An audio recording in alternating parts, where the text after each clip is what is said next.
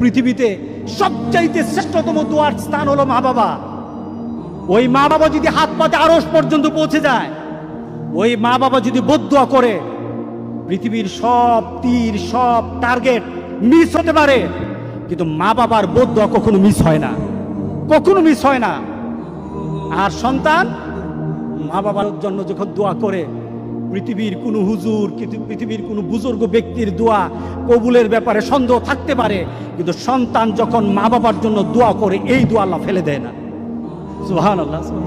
কারণ মা বাবার এই দোয়াটা শিখিয়ে দিয়েছেন স্বয়ং আল্লাহ সুবহানাহু ওয়া তাআলা, রব্বির হামহুমা কামা রব্বায়ানি সাগীরা।